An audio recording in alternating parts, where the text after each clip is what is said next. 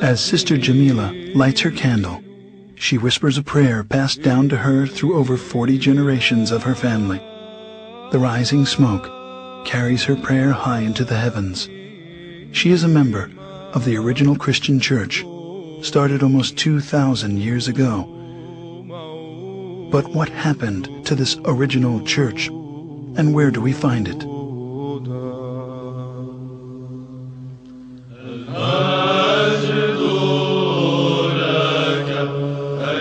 At that time, those believers in Jesus Christ joined together with the apostles, establishing the first organized church community in the city of Antioch.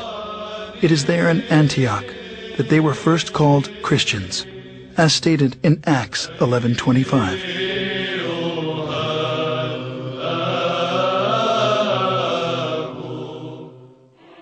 Scholars estimate there are over 2,600 groups today who lay claim to being the church, or at least the direct descendant of the church described in the New Testament. As Christianity has inarguably played a considerable role in our history, it is important to understand the factors which have led to its current divided state.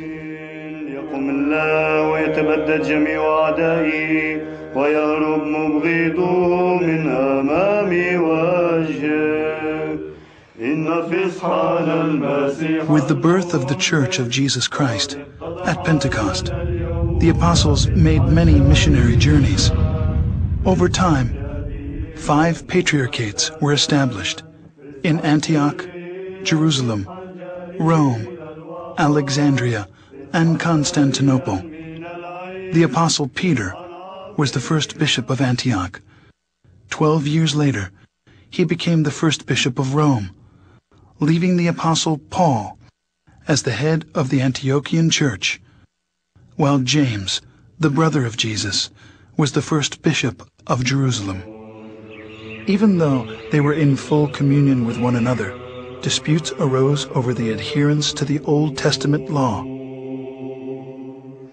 James gave the solution to settle all doctrinal and moral issues through ecumenical councils, and the church flourished for 1,054 years.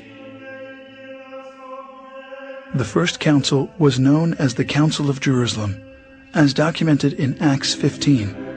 In the history of the Christian Church, we find scores of such councils, establishing its canon laws, which the Orthodox regard as the faith of the apostles, faith of the fathers, faith of the Orthodox, the faith which has established the universe. Heresies, disputes, numerous wars, and much persecution constantly challenged the early fathers of Orthodox Christians.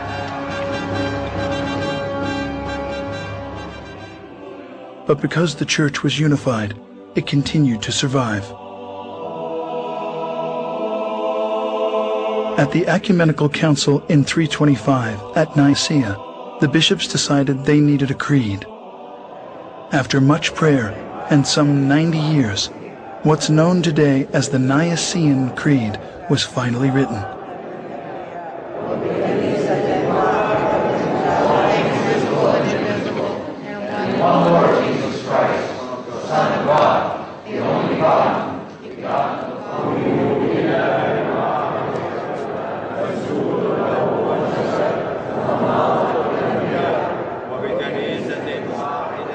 Between the years 325 and 787, 7 meetings were held to establish the laws of the Church.